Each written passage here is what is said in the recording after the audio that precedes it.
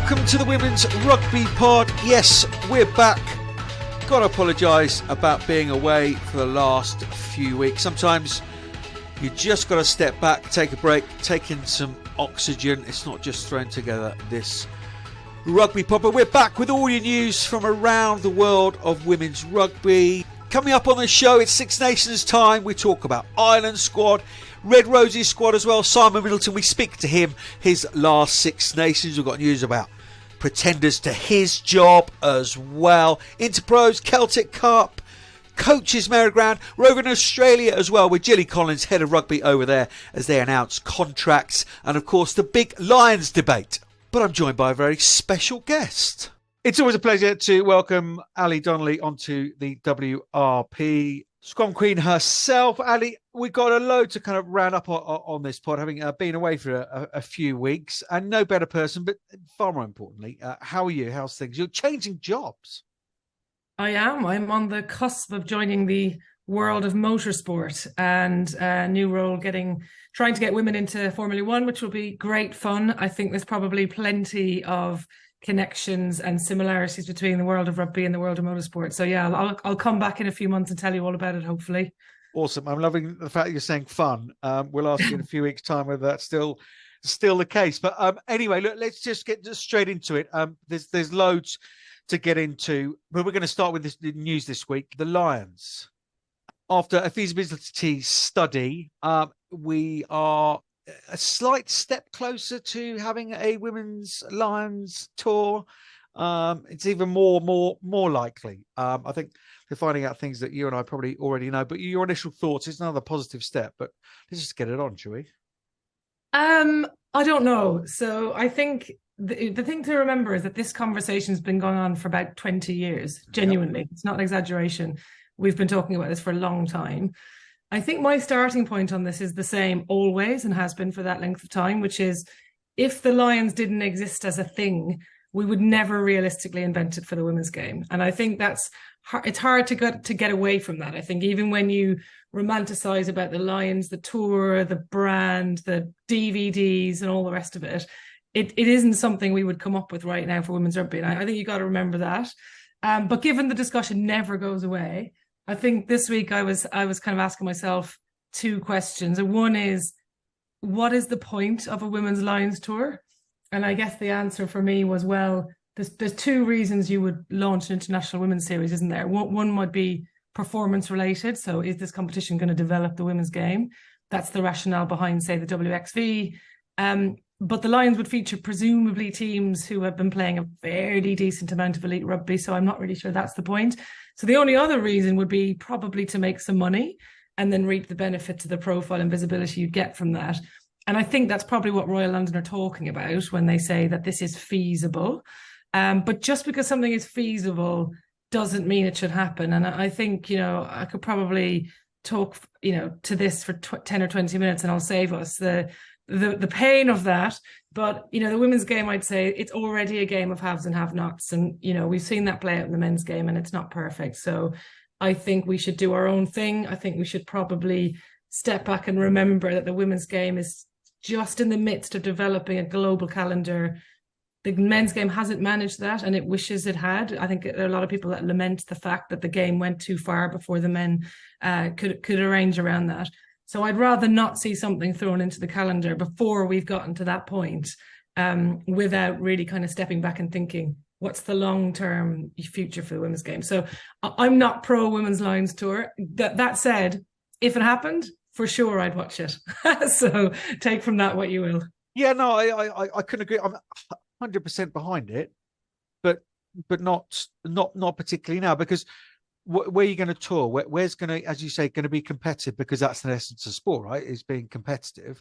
So you could go to New Zealand and play the Alpiki sides and then tests. I mean, that would be reasonably competitive. But outside of, where are you then going to go? What, tour around France? It doesn't have quite the same feel. I almost like a Northern Hemisphere against Southern Hemisphere kind of game, or a sort of four quarters of the world game, and do something slightly different. But geez, if you're going to put a Lions tour on, yeah, well, you and I will both be front row. But taking devil's advocate, then, I mentioned New Zealand.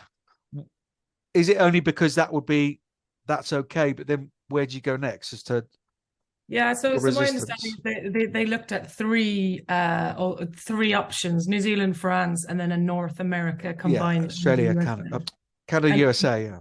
Yeah, and it looks like they landed on, New Zealand being a feasible option, presumably even more so after the World Cup, which did so well in terms of ticket sales. But I think I've got John Birch's words here ringing in my ear because he's very vehemently anti-alliance. And he and I run the website together, disagree about lots in a very friendly, constructive way. But he is right about his core argument is that the Lions is actually a closed shop for the circle of the haves, and if you think about the women's game, England, Wales, Scotland, Ireland, they already have access to a closed competition, the Six Nations, which so many other teams look at in envy. If you talk to any Canadian player, USA player, they would love a competition of that credibility and that profile. So I think, surely we want to build ourselves beyond making the top six even better from the get-go and not look back and regret it. So, if they do it, maybe they'll start in New Zealand and play it by ear. I can't see anything happening this side of a World Cup. Would have to be later end of this decade. I think I'd love to meet Royal London and say, if you've got money to spend in women's rugby, there's a whole other load of places you could do it. Here's some ideas for you. Yeah, great. Yeah, but look, it's an attractive proposition for lots of reasons, and I always sort of smile because the players, obviously, who would love to play in it or who would love to have played in it, will come out and say, this is amazing. And then it's hard to start pulling back from that. So, it's a really interesting debate, but it has been going on forever. Yeah, a long time. And I'm very happy to have the conversation about it because it just keeps that chatter going, doesn't it? And it's something else. But again, we've got to be very, very careful not to just mirror the men's game. Let's move into England. I've just was back from Twickenham. Simon Middleton announces a final Six Nation squad. We'll get into England sort of coaching as we're looking back over the last few weeks, but 42-player squad, bigger than he would have liked. He's got a fair few injuries in there. Headlines of those would be Emily Scarrett, Abby Ward with her pregnancy, Vicky Cornbury's away as well, and of course Zoe Harrison injured, Maud Muir has a broken hand from the weekend as well. What did you make of that squad with Hacker and Hunter co-captains? Yeah, it's an exciting squad in a way because there are such a host of new players coming in. You obviously never want to see players injured from a personal and a playing perspective, but from an England point of view, look, if you're going to get injuries to some key positions, which they have, particularly the 10 shirt, then getting those injuries at the start of a World Cup cycle, not the worst time in the world, because obviously it gives them an opportunity with the pressure off a little bit. And I feel like that in a way the pressure is off them this Six Nations. It's the last Six Nations for this coaching team. There are players there who've already said, Sarah Hunter is one of them, that they won't be here for the rest of this World Cup cycle. So it's an interesting squad. There's a couple of players I'm excited to see who I haven't seen much of. Lizzie Duffy is one of them. I was texting Claire Thomas earlier, who is a connoisseur of Premier 15s rugby, and she's very excited about her. And, that's a player who wouldn't have got her chance yet, you'd imagine, as a young 10, 15. It's an exciting squad. It's obviously a very odd situation, and we should recognise that. It is strange that the coaching team is largely continuing on till the end of this competition. I find that still to be odd. I know there are lots of reasons for that, but I wonder how the players are adjusting to that, because, of course, this is a playing style, and maybe they will evolve that. And you spoke to him today, so maybe he talked to that. But it's a playing style of a coaching team who are leaving largely. So I think that's interesting. And so for that reason, I'm kind of fascinated to see how England play and if it's different to how they played at the World Cup. Yeah, absolutely. I mean, you mentioned Lizzie Duffy from Sale. Chelsea Clifford, May Campbell get their chances from Sarri as well. May Campbell has been outstanding for year upon year. And Young fly off as well. Exeter's Nancy McGillivray as well. And Ellie Rugman is where returning players, the likes of Bryony Cleal, is going to help because of those injuries. Hannah Bottom is another injury as well, of course. Mm-hmm. Sarah Beckett returns, Amber Reid, and Mo Hunt returns, who we spoke about in great detail. And Scout and Ward are going to help out sort of delivering the coaching, and so they're not losing that. Because you think about that leadership group, Zoe Harrison's at Ward's, Scarrett, Vicky Cornbury's a senior player within that as well. So I think that's a good move and just help that transition, I think. But look, we can talk about it all we like. Let's hear from Simon Middleton. I went up to Twickenham earlier on today to speak to Simon Middleton on one of his last Six Nations campaign with the Red Roses. And I'm going to start here because that's your last ever squad announcement for a Six Nations. Where are your emotions right now? Probably invested in thinking about how we're going to develop that squad because it's a very young squad, quite an inexperienced squad. Some senior players obviously still within it, still lots of quality in it, but we've been very much focused over the last 3 or 4 weeks of putting the squad together and then thinking about how best to develop it in a short period of time before we play Scotland. Yeah, we'll go into the squad in a second. My question was about you personally, because it can't be. And I know this was always the plan to get some continuity post World Cup, but that World Cup cycle is obviously shortened. You're going. Scott Beeman's going as well. How are you facing that challenge of clearly mixed emotions? Yeah, to be honest, Johnny, I'm not. I haven't got mixed emotions. Have you not? No, I haven't. I honestly haven't. I'm really comfortable with the decision I've made. I've made the right decision. I've been backed to the hilt while I've been in the job. I've been back to the hilt with the decision. I feel way better now I've made the decision. Yeah. And what that allows me to do is concentrate on what I get paid to do, which is get a winning side on the field. So I'm massively looking forward to the competition. I really want us to do well. I really want us to do well because we're going to have some fantastic crowds and we want to provide some real entertainment and we want to be successful and there'd be nothing better than having it culminate with a great game against France in front of a massive crowd at Twickenham. But there's a lot of water that's going to go under the bridge before then, and it's the oldest adage in the book, but if you look too far forward, you're going to get bit. So we're just really looking. I tell you, we're looking no further forward than next week's camp at St George's Park. Yeah. Well, let's look into that squad then. Plenty of young names, but I suspect that the headlines in terms of lots of familiar names, lots of players returning. We don't need to deep dive into every single name, but obviously fly half Zoe Harrison out now for the rest of the season. Where are you thinking there, and what youngsters are in that mix for that starting or even a bench place at 10? Well, I mean, the first thing is how we're going to fill that role. We'd already started discussions way back with Holly about having a look at it. So we were always going to look at Holly in the Six Nations at 10 anyway, just to see what the dynamic looks like.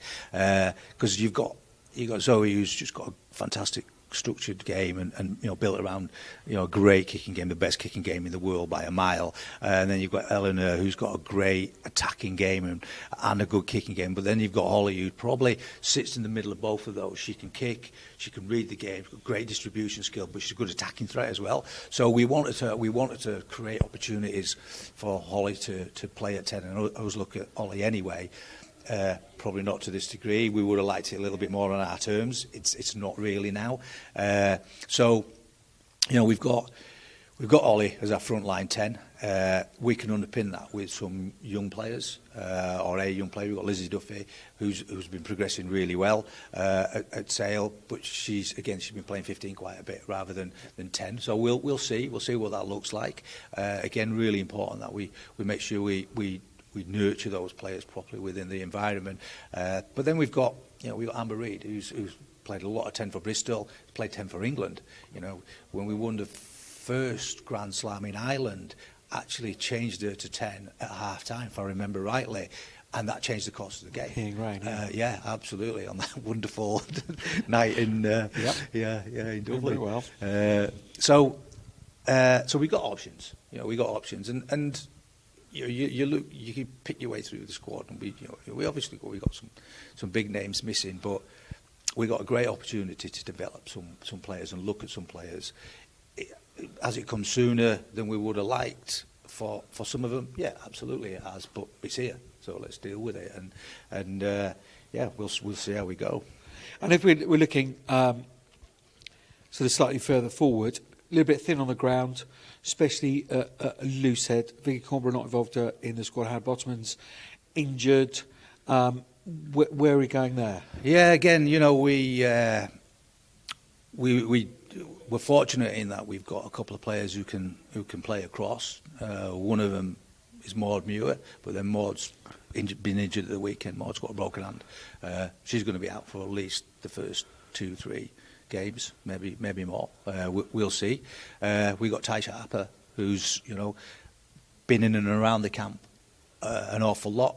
Played, came out to the World Cup, didn't feature, but still came out to the World Cup. Was great when she came out. You know, really added some value when she came, so that was great. You know, we got Liz Craig, who we've been having a look at. We've had a look at a long time ago with Liz, but when she was in the back row, yeah. But she's a really good player. Yeah. You know, good footballer, yeah. Good skills, impactful. You know, the fact that she's gone from back row to front row and is excelling shows what a good player she is. So, you know, we got one eye on that, and then after that, you know, we'll just keep an eye out on other talent. That's yeah, and I agree with Liz Craig. She appears to me she's holding most of the fort together at Wasps and a very good human being. Sarah Hunter is a C in front of the C for captain, alongside Marley Packer. Yeah. That's obviously an eye to the future. I know Sarah's made it very, very clear she's not going to make the next World Cup, but there is a certain game up in Newcastle. Might this be a little swan song for her with a captain's armband or co-captain's armband on? Oh, I don't know. I mean, she's obviously she's still our captain. She's always will be, possibly. Yeah. The captain. So I think that just the decision with the co-captain bit was very much about, you know, as you say, she's not going to be at the World Cup. She's going to be in the Six Nations. We know we can't place her in every game in the Six Nations and every minute of every game in the Six Nations. So we know we're going to need another captain on the field at some point. And then again, you know, you look at the leadership group. You know, our predominant leadership group, which is Abby Ward and Sunter and Scars and Marley, Zoe Harrison. You know, there's not many names left in that still standing. And to be honest, you go, well, who would you pick to go into the Six Nations? And at least, you know, we're lucky we got Marley, because she'll lead from the front, and that's what you want. And there'll be no shortage of energy and commitment across the squad. So that's the thinking behind that. I think I can't speak for Suns, but I think when you get to the stage of your career that Suns is at, she don't look any further than probably the next training session, and she'll go from that. And while ever she feels capable of delivering to the standards that she does, she'll keep putting her hand up. But I will guarantee you, the minute she doesn't think she can do that, she'll also put her hand up. As Katie Daly McLean did. They are the two very similar characters. Fantastic international, very proud, but know what international rugby is about. How conscious are you to stop and enjoy every moment of this Six Nations? Oh yeah, no, it's a good question actually. Yeah, I'm really conscious. You should. Yeah, it's you know, it's sometimes you don't stop and think and look back, because you do get so embroiled in the day to day, and there's a lot of pressure that comes with everybody's position particularly within the management group, because everybody's really fighting hard to get the best product on the field that they can, and you don't have time to think. So I think sometimes it is important to stop and think, and I've done that a little bit since the World Cup. You know, you reflect back, and certainly since I made the decision that I was going to step down, I was thinking back on stuff, and it's really made me smile, and I would love to think, when it's all done and dusted, think even deeper about it, and I'll probably get some of my old books out and things like that, and probably look back through some of the records just to remind myself of some of the games we played and some of the things we did, and right back to not just the 15s as well, the 7s, and being involved with that, and you just want to. I do remember when I was on the 7s, when I'm doing the 7s, thinking, make the most of this, because this is not going to last, because this is ridiculously enjoyable. And it was incredibly hard. Sevens is incredibly hard to play and to work as a management group, but it's like, I understand why players gravitate towards it, you know, because it's such a different type of lifestyle for a while. And I thought to myself, enjoy this, because this is not going to last. But I always anchored to go back into the 15s, and I don't think there's been enough occasions when I've stopped and I've really looked back and reflected and enjoyed it. But you don't get a chance when you're in the thick of it all. You know, you have great moments when you win, and you have really sort of dark moments when you lose, and then you move on to the next thing.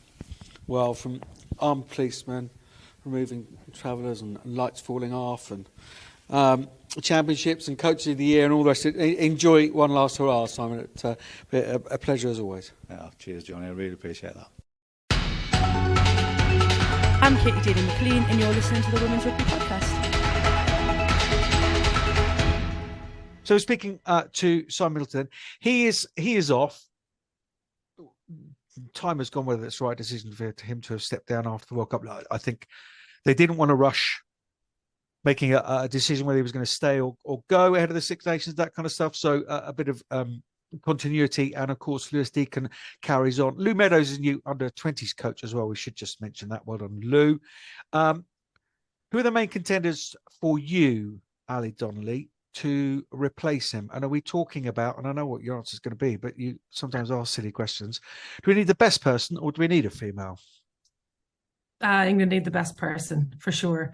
The thing I would say about this particular job is what a great job this will be for someone. So I don't think there's a better job in women's rugby right now in terms of coaching, because you've got a squad smarting from a World Cup loss, and many of them young. You've got the union who's invested the most in the women's game and will continue to do that. You'll have 3 years extra Prem 15s experience, and you've got a home World Cup at the end of it. So I think this is a job that should be widely coveted, and I hope it is. And I hope, the job ad is up and running now and it's out there. I hope that lots of great coaches get involved.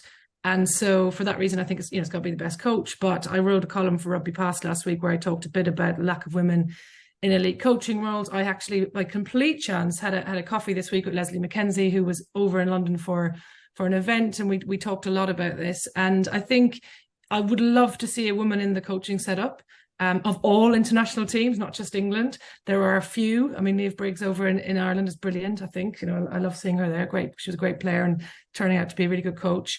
Because I think we need it. We need to have the diversity of thinking, the diversity of thought that women can bring.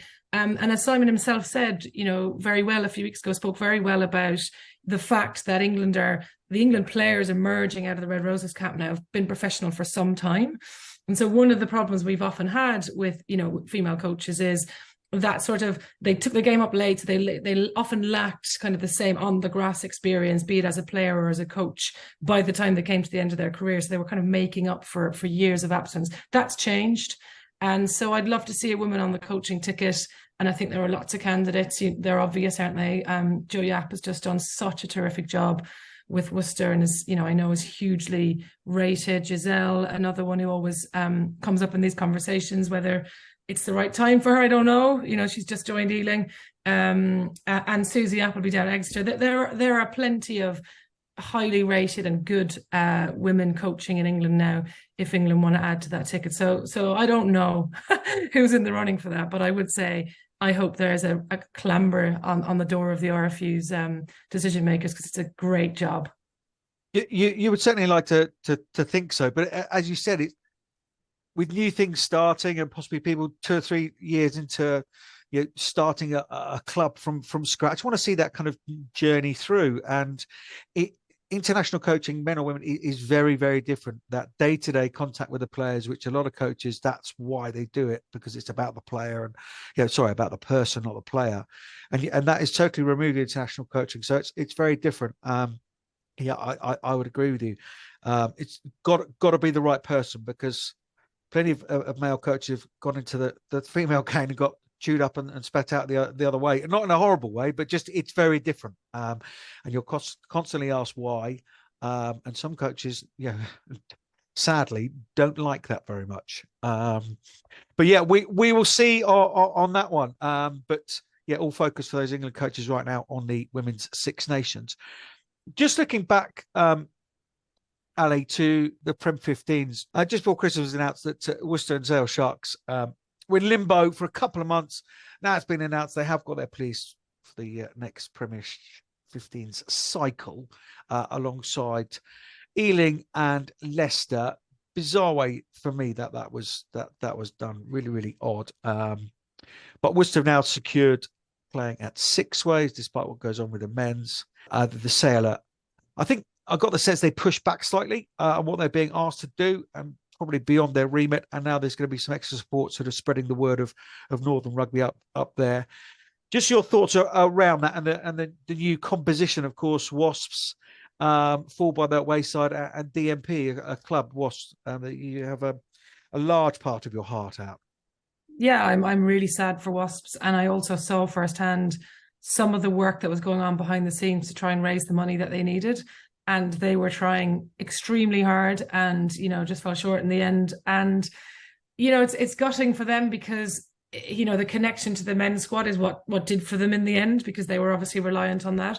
And I think it's just a really harsh reminder of the financial reality of our sport. And, the women's game has got to be careful that it, finds a way to be sustainable, and nothing they could do about that, of course, because of the way the setup worked. So I'm sad about that. I'm thrilled for Worcester. I also saw a little bit of what was going on there through my role at Sport England, because we were part of the sport survival package situation that happened and was part of the club and what went on there in the end. So I know there was huge amounts of work that nobody is seeing publicly to get, the investment that they needed and to get back playing at six ways. And yeah, we got to have teams in the Midlands and the north of England. So great to see Sale there. Sad for DMP, perhaps that felt somewhat inevitable. But yeah, look, it'll be a really fascinating future for this league. I think Belinda Moore coming in as chief exec's brilliant. She's got great commercial acumen. Obviously lives in a very rugby loving household, which is neither here nor there, but she'll definitely be taking her work home, I'm sure. So she'll be thinking about it constantly. I think she'll be great.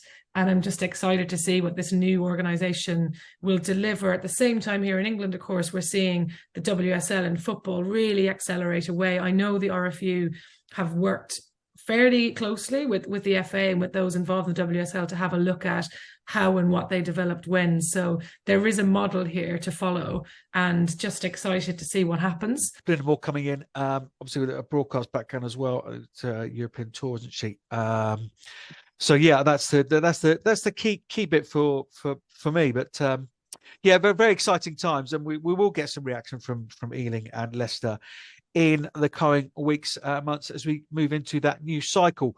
Just to get you up to date, round 12 done and dusted in the Premier 15s. Exeter top for the first time ever. Well done, Susie Appleby. Not lost since round one against Gloucester Hartpury. The front runners, as they were, Gloucester Hartpury, just 1 point behind, having lost to Sarries, the champions, last weekend. Sarries 9 points off Gloucester Hartpury, 4 off them Harlequins. Bristol still in the hunt. Worcester and Sale solid mid-table after good results from both. But Loughborough Lightning, not surprised, but only 3 wins for them. And huge credit to DMP, who got their first win and then backed it up with another over Wasps, who are a shell of the former club that we knew and many loved. Let's move over to the homeland. Ali Donnelly. Over to Ireland.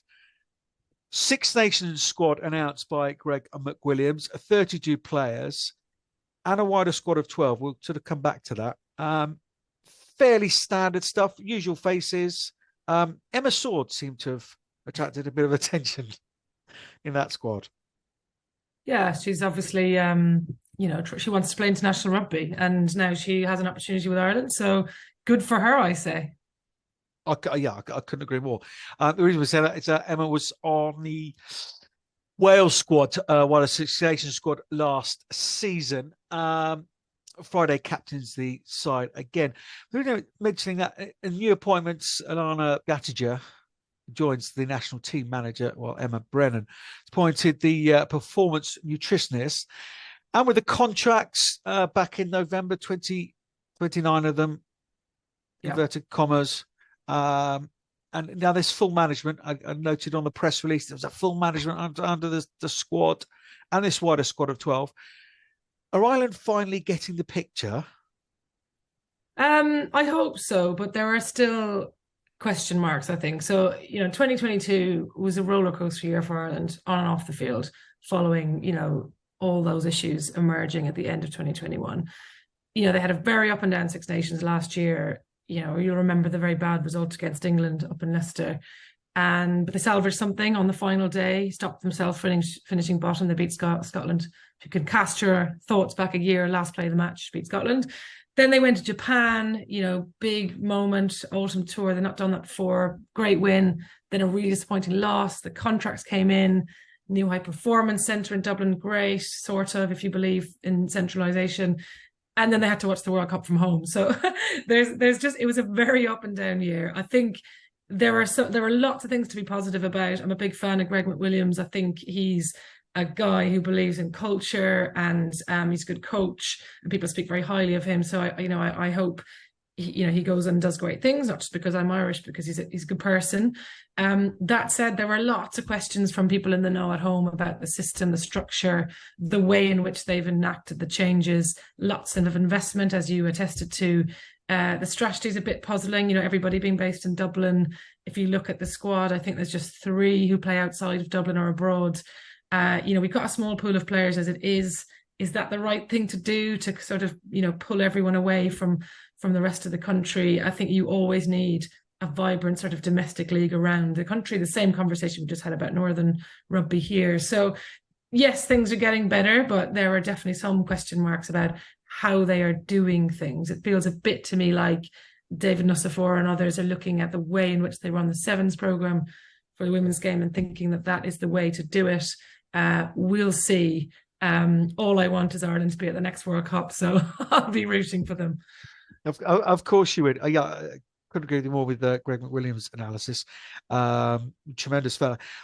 Why, if people looking back, why didn't those players grab those contracts? The likes of Nicola Friday. Yeah, look, you'd have to ask the individuals themselves, but collectively, what I hear is a lot of players don't want to live in Dublin. It's extremely expensive. It's just as expensive as London. And actually, just to talk to the Irish, society at the moment, it's really difficult to rent or buy there. I mean, renting is, whether you're in Dublin or not, incredibly expensive, and very few, there are actually very few opportunities to do that. So it's not an ideal place to suddenly uproot and move to. And second, the salary's pretty low. And you combine those two things, I think some people felt they didn't want to do that. And for others, the opportunity to play in England, where the league is just better, I think, right now anyway, it's hard to turn down. If you're in your mid-20s and you're able to uproot and move over here, and you don't have to move to London, where it's expensive as well, why wouldn't you do that? So, lots of reasons for it. And as I say, this sort of Dublin-centric focus, whether that lasts forever, I don't know. But it would have been better to see all of the squad playing in Ireland. But then, as I've often pointed out, which I just think is unbelievable to this day, the Welsh squad at the World Cup, none of them play their rugby in Wales. So, this is happening around the place. I know the Irish setup wants to have the players at home. So whether that'll change, I don't know. But on the field, the Interpros have been going on, all televised. Munster dominated 1-3 against Connacht Ulster, and second place Leinster. It was a good old game, that Munster against Leinster. And also, in terms of development, again, it's a new thing. I think we're shining a sort of positive light on it. That Celtic Cup, the Welsh, Scottish, Irish unions, sort of development player kind of sort of round robin. And it was the combined provinces Irish who won through. Another positive sort of step, some combination, different from the men's game. Actually, unions and organisations talking to each other, organising stuff together for the greater good. I think it was great. And I think for Ireland, their combined provinces team to win all their games will have been a really big boost, and actually given Greg an opportunity to see some players he hasn't seen before. I mean, I wasn't actually that surprised that Ireland did well. Ireland is a country of great athletes. It's just a lot of our very talented women are playing Gaelic games. They're playing GA and they're playing football, and the very, very good and willing to travel, players from that crop end up in Australia playing football, playing AFL and all the rest of it. So we've got access to great athletes. So widening the pool and finding more opportunities for them to play can only be a good thing. You see it in our 7 squad. how good is Amy Lee Murphy-Crowe, for example? We've got the athletes. It's really just about finding a way in which to get them playing rugby and giving them opportunities. Like, long gone are the days where, you know, the Irish girls would play the Six Nations and you wouldn't see sight nor sound of them again till the next year.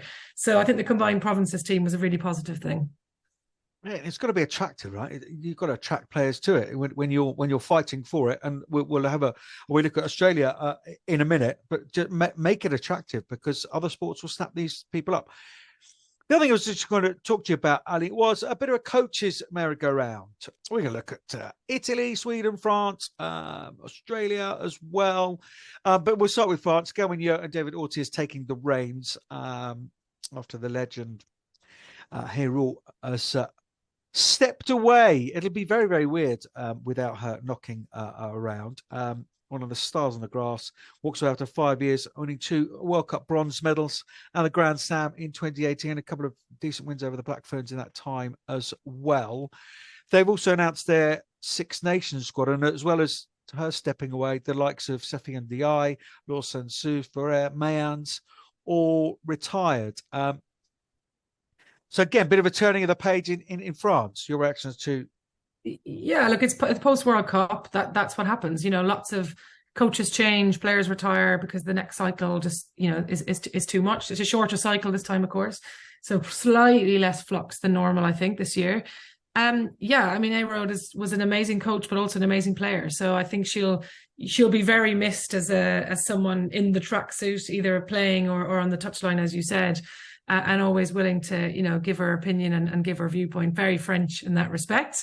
You know, no respect for the establishment. Very happy to come out and say when something wasn't right. So I think we enjoyed that. Great to see Gail Minogue get her chance.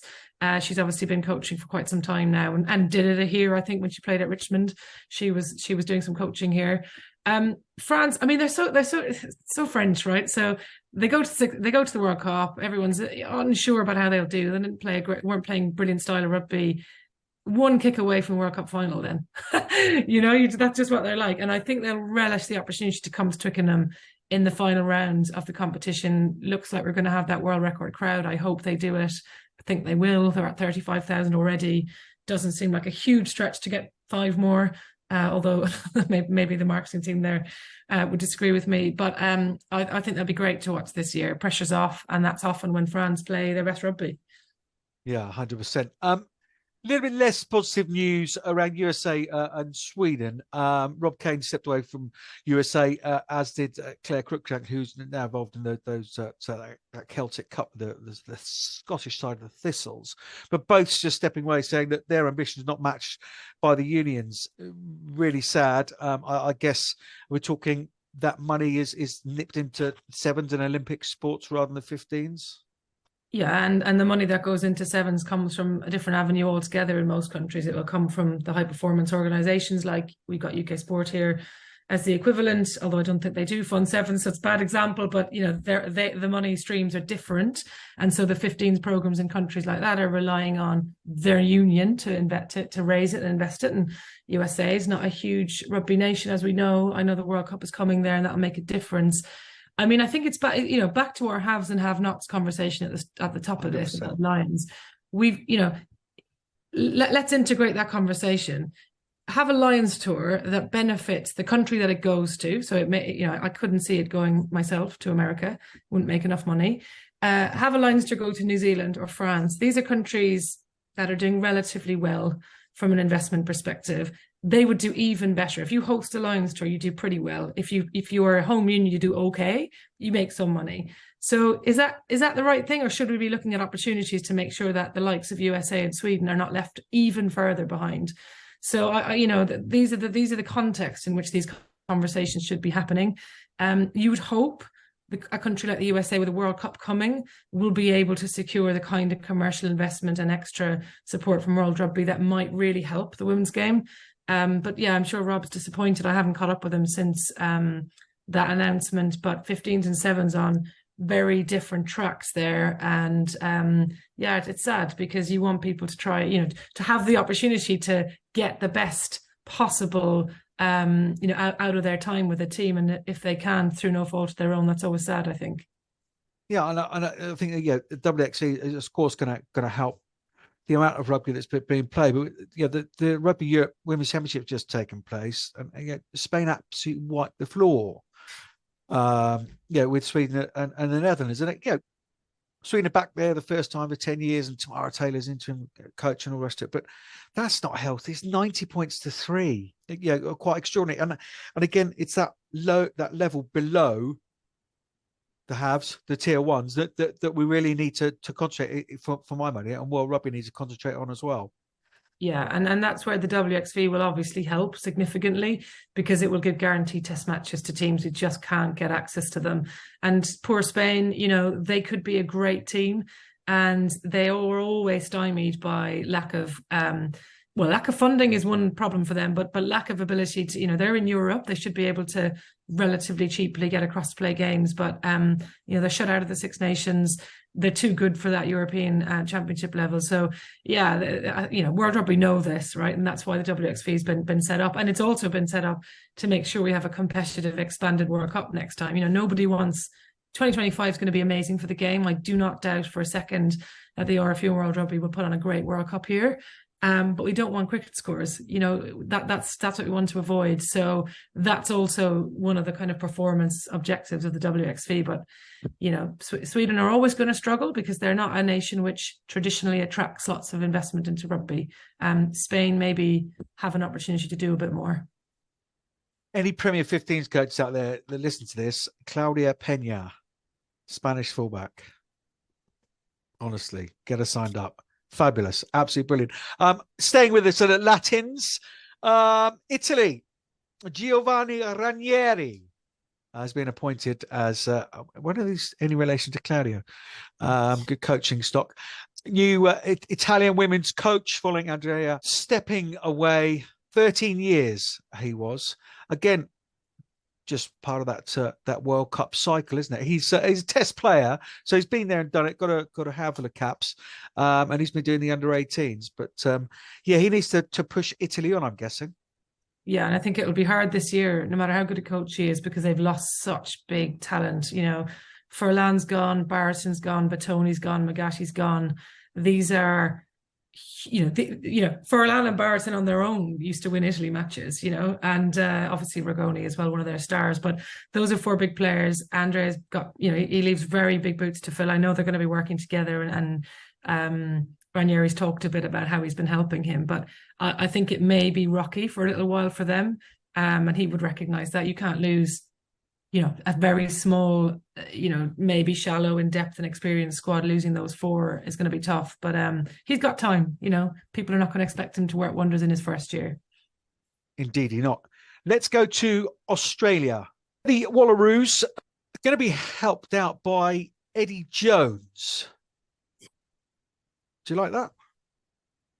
Well, it depends on what he actually does, or if that's just a bit of PR. I don't know. Haven't spoken to anyone there since he was appointed, but can't be a bad thing. The man is an extremely experienced coach, and whatever your thoughts on him, I know that all the players would say he's a fantastic coach, and when he left, I thought it was interesting that lots of England players were very public in their sadness at his departure, whatever their results. So yeah, I'd be interested. And also, of course, Wayne Smith, and other very different people, but his involvement with Blackfern is so positive, as was Graham Henry's, that it's just, why not have your most experienced coach in your whole country, who's being paid lots of money presumably, lend a hand to your women's team and offer some advice there. So let's see what he does though.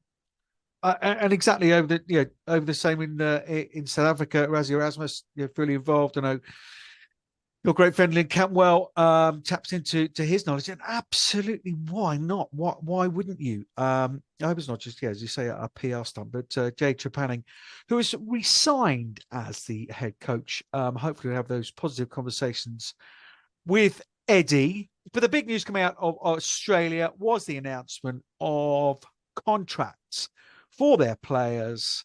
We'll react after the lady who's been fulcrum in getting that over the line, Jilly Collins, the head of women's rugby in Australia. I spoke to her last week.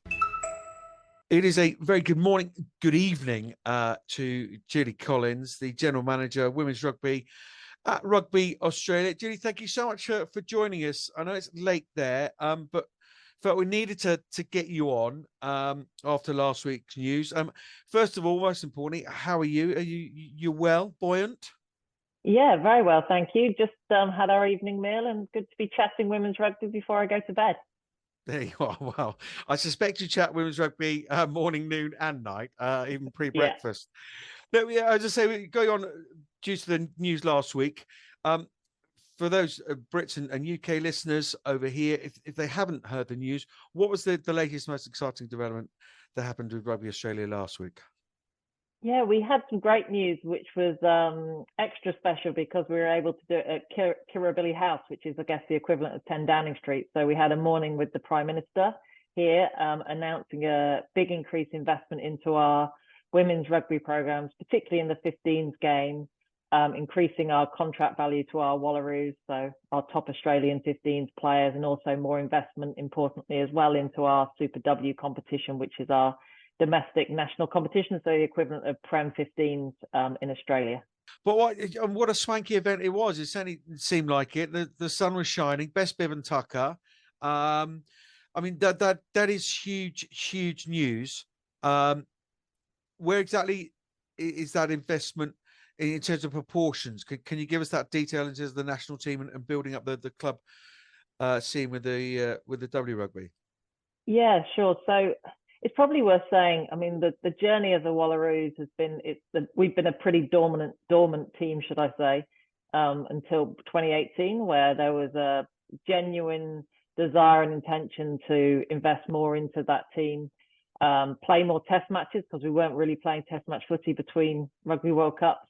And so we've been on a pretty short but quick journey, and have increased investment over the last few years significantly, millions more into those programs, investing more into our players. But this announcement was the biggest sort of next step forward around player contracting. So, our top level Wallaroos players now on a sort of part-time professional contract will earn up to about $60,000. So a really good step in the right direction for our top players.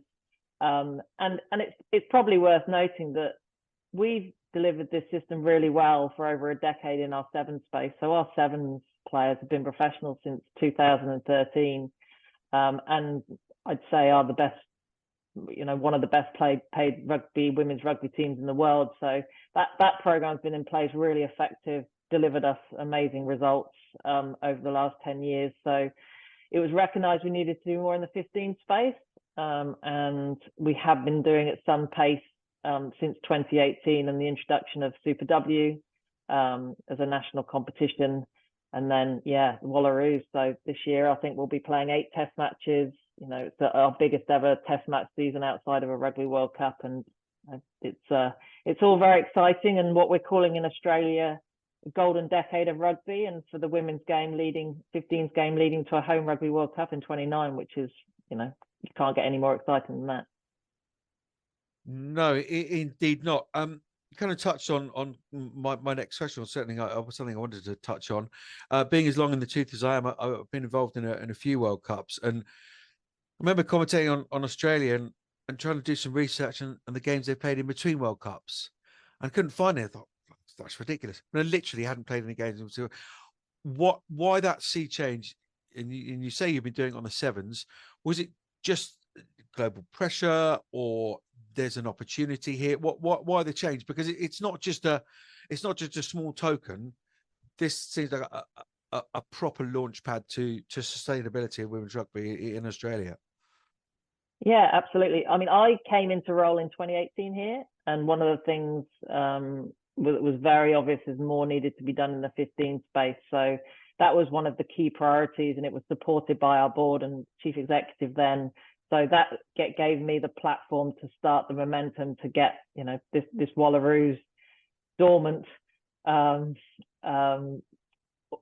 team sort of up and running and all systems go with it over the last few years. So it was the right time in Australia to do it. There was also, from a World Rugby perspective, the global direction that's being World Rugby are pushing in the 15s game and the increased investment globally. So it would, the WXV and all of that, the investment in the women's game, that comes at a great time for us as well, because there's there's a genuine desire globally and the investment globally as well to do that. So there's lots of things that aligned at the right time. And as you say, I mean, a team that didn't play between World Cups, it's just incredible. I think I remember how many caps did Sarah Hunter finish up with at the World Cup? 135. Yeah. So when we played her, or when we played the Red Roses in the quarterfinal, I think we were game 66, and she was playing 135 games. So you can see where, yeah. So there was a bit of a difference, but hey, we drew a line in the sand and said enough's enough, and we're now heading in the right direction. Did you have many hurdles, Jilly? Oh, yeah. I mean, it's an interesting one. It's not easy. I mean, the money's got to come from somewhere, and our board and Rugby Australia, and there's been a lot of investment. We definitely moved past the argument of we're not generating the money, so therefore the women can't get paid. There's absolute recognition that investment was required now to reap long-term returns, both from a high performance and revenue and business model perspective. So there is, getting an understanding and appreciation of that. And I think that's the whole women's sports movement overall, right? A recognition that it doesn't happen overnight. You need to invest genuinely into it. And we're still, going through that process and working out whether, if we're going to step up again into professional contracts, if our Super W competition is going to expand, you're talking millions and millions more. So, that money's got to come from somewhere. So, the financial side of things is always a challenge, and I think that's you could probably say that's the same for every union in the world that's trying to accelerate the development of their women's game.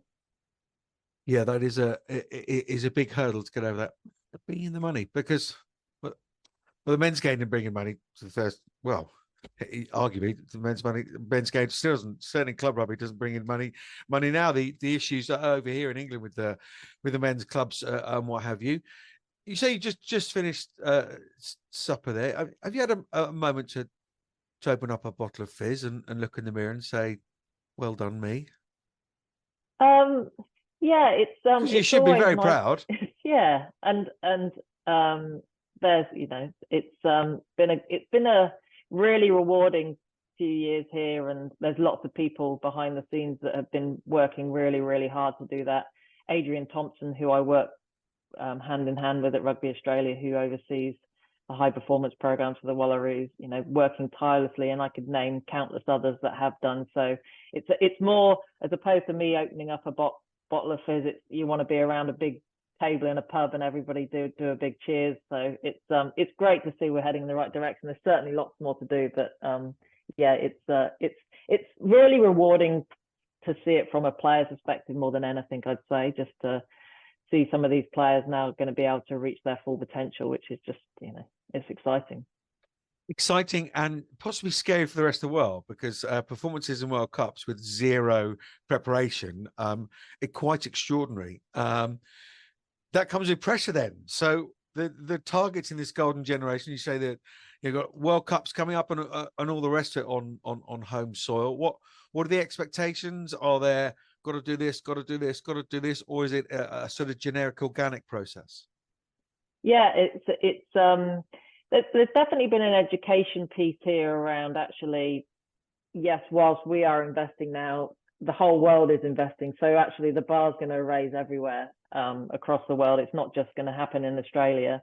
So that being said, there's an absolute, I know the KPIs for the next few years, and that we want a top four finish in 25 in England, and we want to be in the Rugby World Cup final in 29.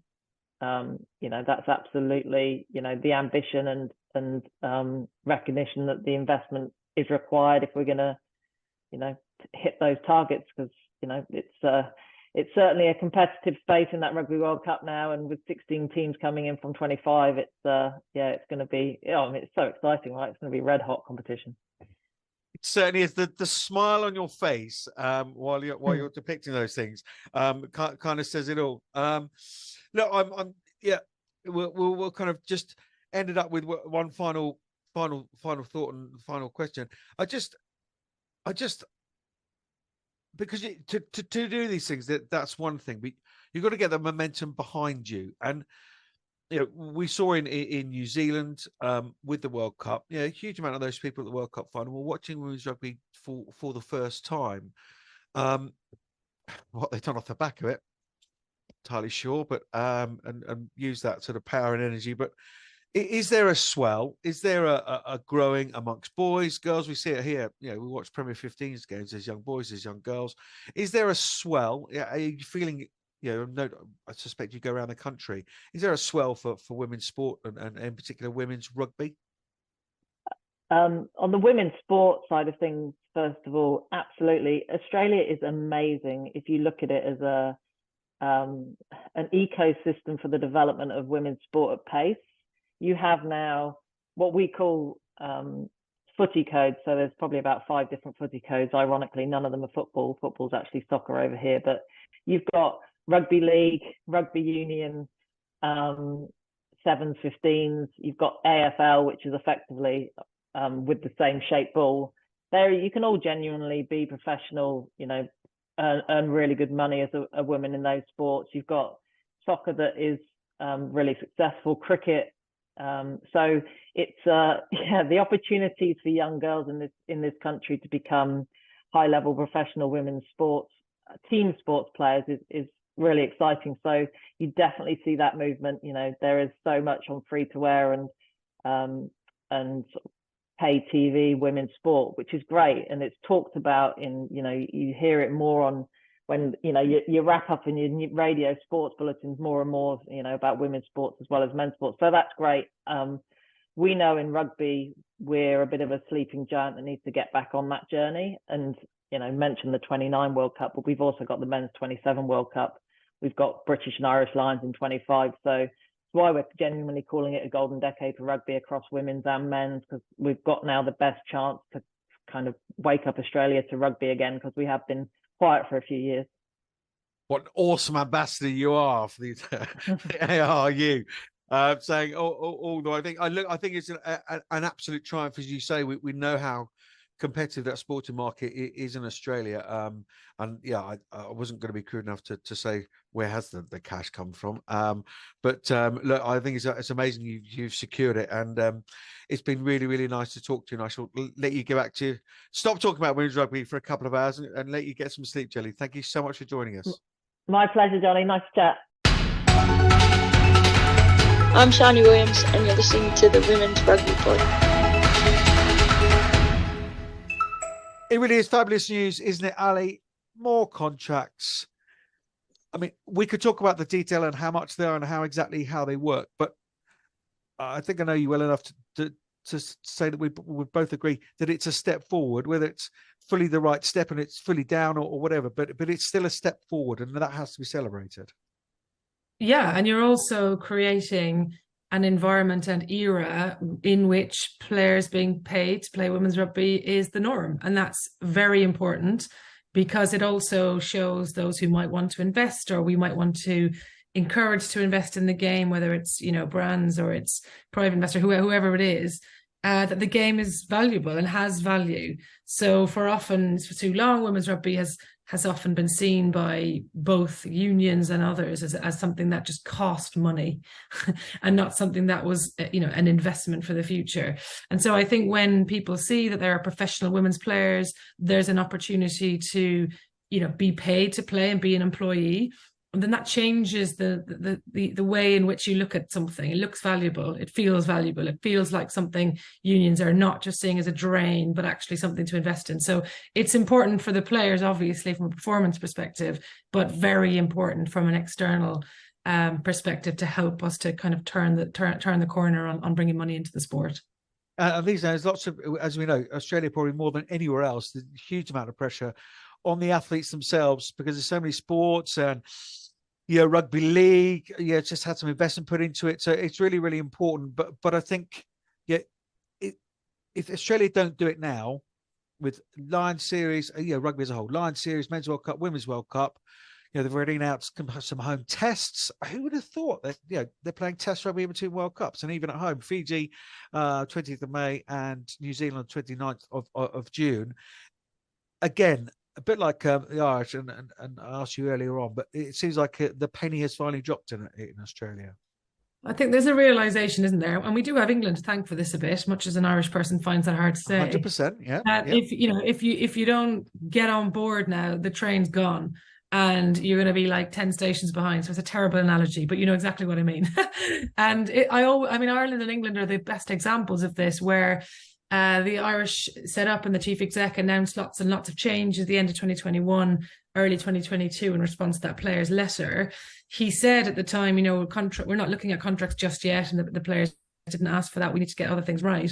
And then just a few months later, contracts. And that's because they could see through the Six Nations that they were just falling too far behind. And so they had to get the players together, get the players training consistently and resting in the right way. So, I think there is just a general vibe of it's only going in one direction here. And that domino effect it's been well and truly sort of knocked. So, they got to get on board. And Australia, as we always say, they could be so good. When they went way ahead of New Zealand in that opening World Cup match, you're like, wow, this is, the shock of the World Cup. And they fell away, and you kind of think, actually, with more game time, with more access to high performance training and strength and conditioning and rest, they're probably not, giving up that big lead. They'll be right in those contests till the end. So I can't wait to see how they come here in 2025 and how far they advance with this investment. Yeah, and a couple of Australians ripping it up in their Premier 15s, aren't they? At Harlequins. Over the Tasman, Super Rugby Al Picky kicked off a second season last weekend. Matatu beat the Blues and Tees Manoa won at the Hurricanes. As the reaction to what was an incredibly successful World Cup for many different reasons, has the NZRU kicked on in your eyes, Ali? Sounds like it. There are lots of kind of new resources being put into the game there. I think Alan Bunting's a great pick as head coach. I talked to Alice Soper a lot, who's obviously very plugged into the game there, and she's cautiously optimistic. Obviously the Super Rugby competition is small. There's not loads of teams in it. But last year was obliterated by COVID. So the most positive thing about that getting off the ground is it got off the ground, and it will only, it'll only grow from here. So yeah, I think for the World Cup there was a real success, and I was definitely one of the more dubious end of whether it would be. Not just because they sold the tickets very well, but because they won. And when you win a big rugby competition and you're a New Zealand team, the country gets behind you, and you can see it if you follow all their stories and the content that the players put out and the union put out when they travel around the country. They're getting heroes welcomes everywhere, and those things make huge differences. And the knock-on impact is the union see the opportunity and start to kind of up their game a bit. So yeah, looking very positive there, I think, with work to do as ever. It's almost like she writes for multiple websites about women's rugby, because she wrote chipped a little bit of my script out there. Yeah, Alan Bunting chosen as the new Black Ferns head coach, and I think that's a good decision from those in the know, you being one of them. To finish up some results and fixtures from around the world. In France, the Elite One Pool 1, Stade Bordelais lead the way with 7 from their 8 games. Montpellier lie in second with Toulouse in third. Blagnac top pool 2 with 8 from 8. Grenoble in second. ASA Rugmanat, which is Clermont, in third. Rugby Europe Women's Championship, as we mentioned, Spain swept Netherlands and Sweden aside to win their 6th consecutive title. Good to see Sweden back at that level. Spain, the Liga Iberdrola, which is back this weekend after a little short break. Cocos top the pile, 10 points clear of Mahardona. El Salvador and Sant Cugat occupy the other top 4 spots. In the world of sevens, New Zealand have now won 3 in a row, backing up their title in Cape Town by lifting trophies in Sydney and New Zealand. It's Vancouver for the girls this weekend. Pacific 4, New Zealand, Canada, USA and Australia returns with WXV qualification on the line. Spain, Australia and Canada confirm as hosts. All gets underway on the 1st of April. Would be remiss if we didn't do a couple of shout-outs. That Munster victory over Leinster was sealed with an engagement. Munster forward Claude O'Halloran proposed to teammate Chloe Pearce 7 years after meeting at provincial training. Many congrats Huge shout out to Claire Stevens, mum of 2, who's been turning out for wasps. We think that may well be a first as well. Reward for a decade of service at Abbey RFC. Chloe Edwards, first Harlequins player to hit 100 games for the club. What a great servant she's been. Langy Tweemer hit 50 as well. Got to wish Zoe Harrison a speedy recovery. Fiona Coughlin, big shout out to you. Legend on the field, legend on the mic as well. Inducted into the Island Hall of Fame. And finally, after some delay from an Instagram message, the Reynolds family. Hannah, thank you for your kind words, and we hope you found some new shorts. The barefaced cheek of it all. Also, a big hello to the kids, Ben and Chloe, who are new to rugby. Ali, that has been absolutely fantastic. A whistle-stop tour around the world. But you, unlike me, have a proper job to get back to. But I will say a huge thank you very, very much for coming on and all your thoughts as ever. Perhaps we can make this a regular thing, like an Ali Donnelly corner or something. Who knows? But anyway, thank you so much. Really appreciate your thoughts, and sure, join everyone. I would say, wish you all the best with the new job. Poot poot. Thanks, Johnny. A pleasure. I've got to tell you about our live show. Exciting news. Friday the 28th of April at the Cabbage Patch in Twickenham. We'll be going live ahead of that final round, the England-France game at Twickenham the next day. That promises to be a brilliant evening. We'll have some special guests. We'll get some prizes going and all the rest of it. So keep an eye on our social channels. If you haven't already, at Pod Women's Rugby, do subscribe. Tell your mates about it. We are back now all the way through to the